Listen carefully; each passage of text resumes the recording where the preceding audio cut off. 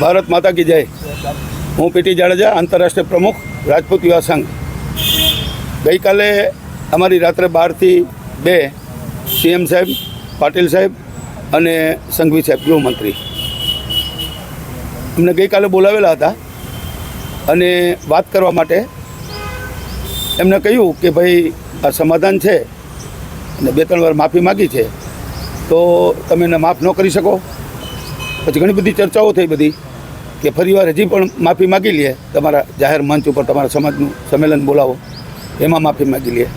પણ ક્ષત્રિય સમાજની આપણે જોયું છે કે પરમ દિવસે લાખોની સંખ્યામાં અમે તો કીધું ક્ષત્રિય સમાજની વાચા આપવામાં આવ્યા છીએ।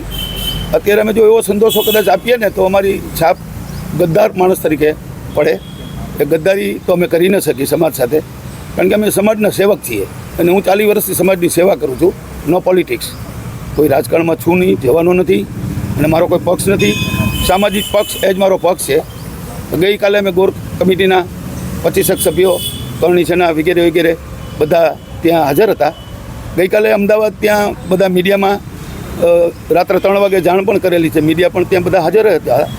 પણ સૌરાષ્ટ્રમાંથી મારું પ્રતિનિધિત્વ એકનું હતું, એટલે આજે તમારી સમક્ષ હું રજૂ થયો છું।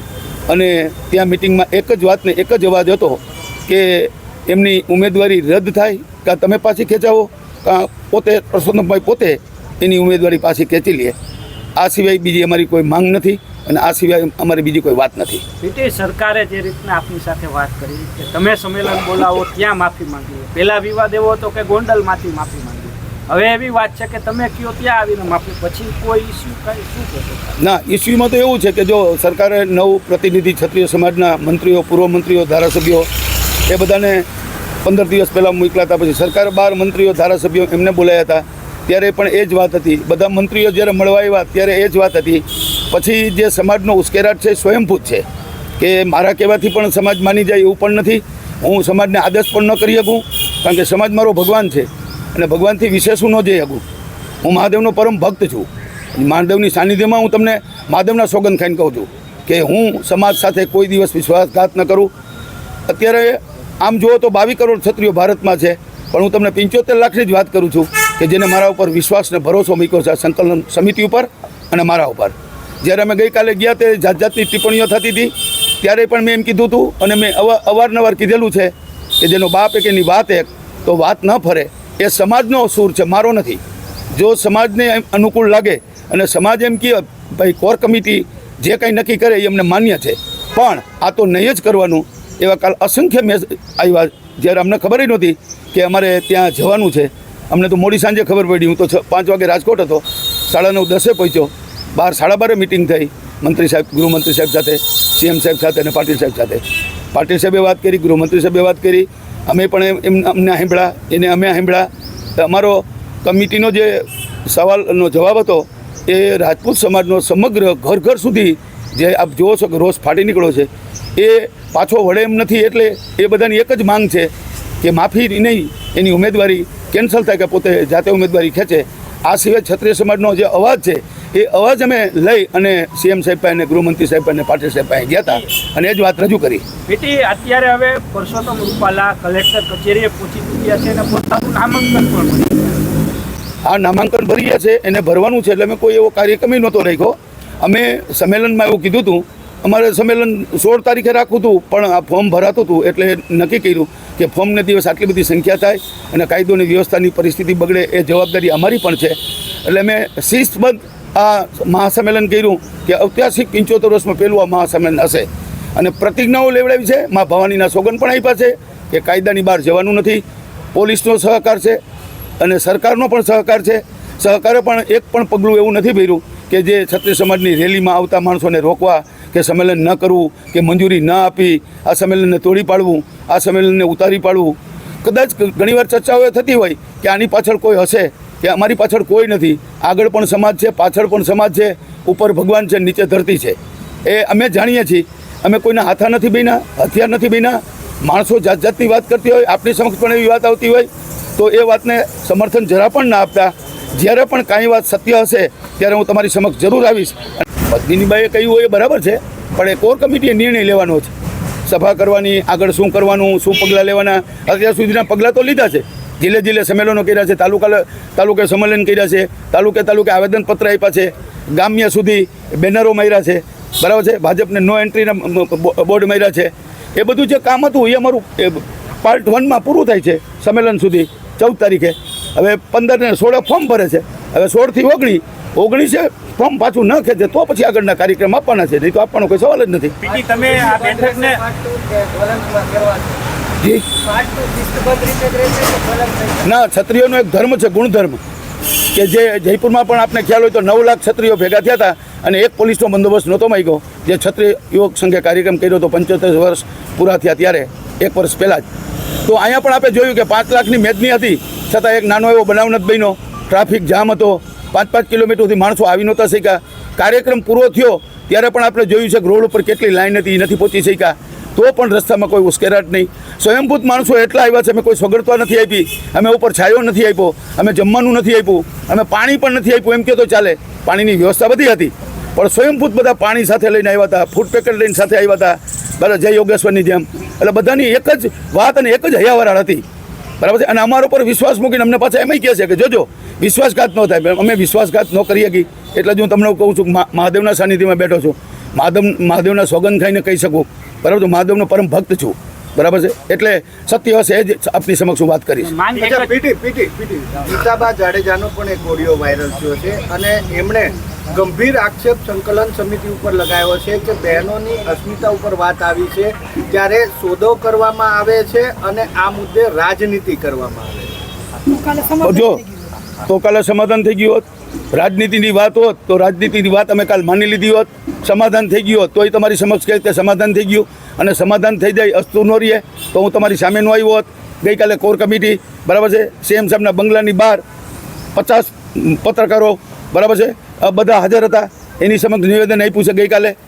આજે તો હું નિવેદન આપની સમક્ષ એટલે આપું છું કે સૌરાષ્ટ્રનું પ્રતિનિધિત્વ હું કરતો હોઉં અને આખા સૌરાષ્ટ્ર મારા ઉપર વિશ્વાસ મૂક્યો હોય. સૌરાષ્ટ્રની ઘણી બધી સંસ્થા જોડાયેલી છે પણ ગઈકાલે હું એક જ હાજર હતો એટલે એનો સાક્ષી હું છું. એટલે હું જ તમારી સાથે વાત કરી શકું. અત્યારે પણ અમારા ઘણા બધા હોદ્દેદારો છે. રાજકોટમાં પણ 70 જણાની કમિટી બનાવી છે, એને પણ આપણે બોલાવી શકીએ, બરાબર છે. ફોન પણ કર્યા છે આવવા માટેના. પણ એ મારે જે તમારી વાત કરવી છે, ગઈકાલે જે વાત રાત્રે થઈ છે સીએમ બંગલા હાઉસે એ જ વાત કરવા માટેની હું તમારી સમક્ષ રજૂ થયો છું. પીટી અત્યારે રૂપાલાએ ફોર્મ છે તે ભરી દીધું છે. આ ફોર્મ તો એનો ટાઈમ હતો એટલે કદાચ ભરી દીધું છે અને ભરી દીધુંમાં વાંધો નથી, બરાબર છે. રૂપાલા સાહેબે ફોર્મ ભરવાનું હોય તો એને એનું કામ કર્યું છે. ફોર્મ ભર્યા પછી પાછું નહીં ખેંચે ત્યારે 20 તારીખ પછી અમારું કામ કરવાનું છે. આ સંમેલનમાં લાખો લોકો એકઠા થતા ક્યાંક ને ક્યાંક સરકાર બેફૂટમાં આવ્યું એવું લાગે છે. રાતોરાત તમારે મંત્રણા કરવી પડી, મિટિંગ બોલાવવી પડી મોડી રાત્રે, કઈ રીતે જોવું? હોઈ શકે રાતે 12 સાડા 12 મિટિંગ બોલાવી એટલે કદાચ હોઈ શકે કે ભાઈ આપણે છેલ્લા પ્રયાસ કરી લઈએ અને કોર કમિટીના સભ્યોને આપણે વાત કરીએ અને એ આપણને સાંભળે, આપણે એને સાંભળીએ તો 2 કલાક સુધી ચર્ચાઓ બધી ચાલી. સમાજની લાગણી દુભાણી છે પરંતુ ક્યાંક સરકાર પણ જીતમાં હોય એવું લાગે છે. ક્યાંક કે આટલી નારાજગી છે છતાં પણ ઉમેદવાર બચ્યા નથી. હું એ જ કહેવા માગું છું કે સરકારને આટલો રોષ છે ક્ષત્રિય સમાજનો, બરાબર છે. સામે એક જ વ્યક્તિ છે, એક વ્યક્તિને આદેશ આપવાનો છે, એને આદેશ નથી આપવો. પરસોત્તમભાઈ પોતાએ પણ ફોર્મ પાછું નથી ખેંચવું. એની જીદ છે, અમારી જીદ નથી. અમારી તો જે રજૂઆત છે, જે ટિપ્પણી કરી છે એ માફ ન કરી શકાય એવી ટિપ્પણી છે. એટલે સમાજમાં આટલો રોષ, અને આ રોષ છે એ સ્વયંભૂત છે. આપ જો એ આપણે સંમેલનમાં દેખાણું છે કે મારા કહેવાથી આખો સમાજ આવી ગયો એવું નથી, હોદ્દેદારોના કહેવાથી આવી ગયું એવું નથી. રાજકીય કોઈ માણસ આમાં અમારી સાથે છે નહીં, સંકલ્પ સમિતિમાં નથી, સ્ટેજ ઉપર નથી, કોઈ પ્રવચનમાં નથી. રાજા મહારાજાઓ આવ્યા હતા આ સંમેલનમાં પણ બધા પબ્લિકની જેમ બધાની સાથે બેઠા હતા. એને કોઈ સ્ટેજ નહોતું. સ્વયંભૂત રાજા મહારાજાઓ આવ્યા, ઉદ્યોગપતિઓ આવ્યા, બરાબર, મોટા ગજાના બધા આદમીઓ આવ્યા. અમારા બધાને બેસવાનું એક જ જગ્યાએ હતું પણ સ્ટેજ કોઈને નહોતું. એ પણ આપ જોઈ શક્યા છો. કાલે જે બેઠક થઈ એમાં માત્ર સરકારના હોદ્દેદારો જ હતા કે કોઈ અધિકારીઓ પણ હતા? ના, અધિકારી કોઈ નહીં. સીએમ સાહેબ, ભૂપેન્દ્ર સાહેબ અને રાજ્યના ગૃહમંત્રી, બરાબર છે, અને પાટીલ સાહેબ, 3 સિવાય ચોથું કોઈ નહોતું. અને અમે 25 થી 30 જણા હતા, બરાબર છે, જે બધા મેઇન સભ્યો અને મેઇન કમિટી છે 15 જણાની. અત્યારે જે સંમેલન રૂપાલા સાહેબ અત્યારે સંબોધી રહ્યા છે એને ફરી એક વખત અપીલ કરી છે કે ક્ષત્રિયોએ મોટું મન રાખી અને માફ કરી દેવા જોઈએ. એ તો હું કહું છું કે અપીલ એને કરી છે, 2 વાર માફી માગી છે પણ માફી સમાજને મંજૂર નથી. મારી વાત નથી. સમાજને મંજૂર હોય તો હું સમાજને વિનંતી કરું, તો હું સમાજ સાથે રહું.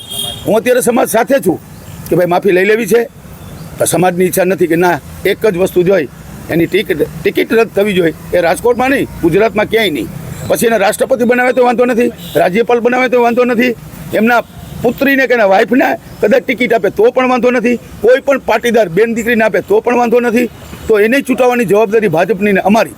મેં તો ત્યાં સુધી કીધું કોઈ પાટીદારની બેન ચૂંટણી લડશે તો અમારી રાજપૂતાણીઓ બરાબર છે ને ખોબે ખોબે મત આપી અને કલ્પના નહીં કરી હોય એવું બહુમતીથી અમે ચૂંટાવ કે નહીં. પણ એ અફવાઓ જાત જાતની ફેલાવે છે એ કોઈ અફવાને હું સમર્થન આપતો નથી અને આપ પણ ના આપશો. કારણ કે મીડિયા એ ઘણી બધી અમને જેમ સરકારે મદદ કરી છે આપે કરી છે.